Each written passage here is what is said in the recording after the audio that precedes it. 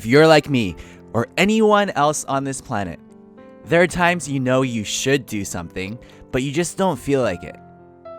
First, let's understand why we procrastinate, and then I'll share a few tricks I use to plow through procrastination. When I was in college, I would always wait till the very last minute before starting an assignment. I knew I shouldn't be doing that, but it's just one of those things you know you shouldn't do, but it's just so tempting. Naturally, as a psychology student, I was curious on how the mind works, so I decided to figure out once and for all why we procrastinate. I accessed my school's psychology database and looked up research articles. After reading a few, I finally cracked the secret. You see, everything we do for a purpose. We eat because it satisfies our hunger. We sleep because it makes us feel good by replenishing our energy. Even when we're giving money to the poor, we do that because it feels good knowing that we're helping others. But there's a third force involved, one that is not so obvious, and that is motivation. When we're hungry and there's a piece of chicken in front of us, once we realize that eating the chicken will satisfy our hunger, our well of motivation instantly fills up. And using some of it, we're able to lift the chicken off the plate and into our mouths. As you could have guessed, we don't really need that much motivation to eat something that's already in front of us. But what if we had to do a series of 100 things before we could eat our chicken? Which is basically how college works. In order to get the degree from my school, we had to take 40 classes. Each class had around 3 assignments, so that's 120 assignments in total. That means that we have to go to school for 4 years, finish 120 assignments, not to mention exams, all of that to get a piece of chicken, or college degree. Each assignment we have contributes to less than 1% of our college degree. It's no wonder I had no motivation to work on it. In other words, whenever we have a task that's very far away from our goal, the motivation we have is stretched so thin that it's not enough to make us get started early. You might be thinking, oh no, so there's no hope then. I can't start my assignment or my New Year's resolution because my goal is too far away. Well, luckily, I've got 3 simple tricks to boost motivation and break down barriers preventing us from starting whatever it is we want to start. Step 1. Reward yourself. Remember how I was saying that when we want something, motivation comes out of nowhere to help us take action? Well, by adding a reward, we add an additional motivator. I remember when I was taking stats class in my second year of college, there was a very pretty girl who sat beside me, and every once in a while she would ask me a question because she didn't understand the professor. The funny thing is, she was a straight A student and I was not so much. Nevertheless, it felt good whenever I was able to answer her questions.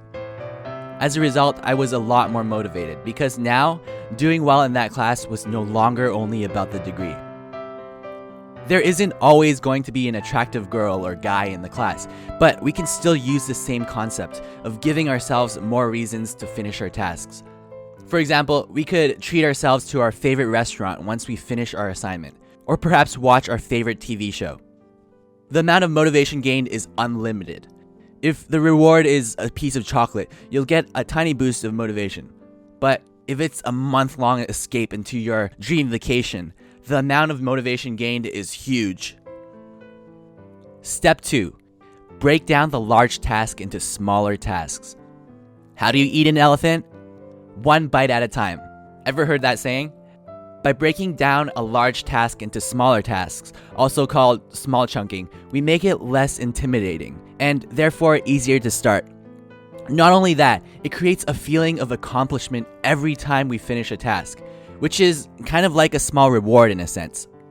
For example, instead of writing work on 25-page paper on our to-do lists, we could break it down into smaller chunks, like write the outline, write the intro paragraph, write the body, etc.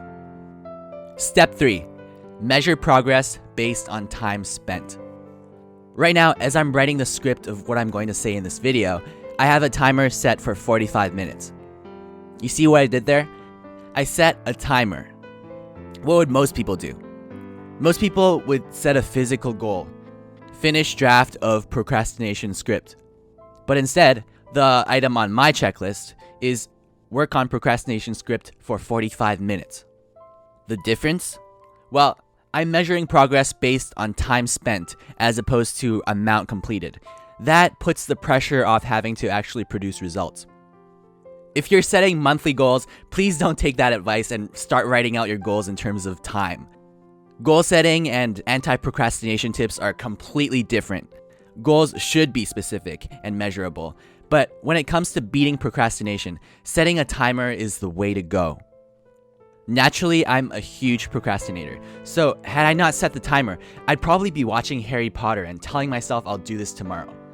But I had these tips in my arsenal, so everything worked out. It just goes to show that these tips are very effective. If it works on me, it'll work for you too. To recap, reward yourself to boost motivation.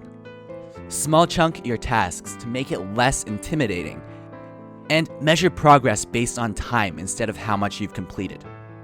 Also, as a side note, while these techniques will allow you to fight procrastination, oftentimes we procrastinate because the work required isn't really worth the end result. It's kind of like doing 100 things to get that piece of chicken. Look at the big picture and ask yourself if what you are doing is in line with your goals. Our subconscious minds are very powerful and is able to assess situations our conscious minds aren't even aware of.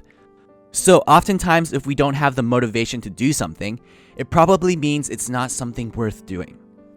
But in the short term, use these techniques and get started on whatever you're procrastinating on.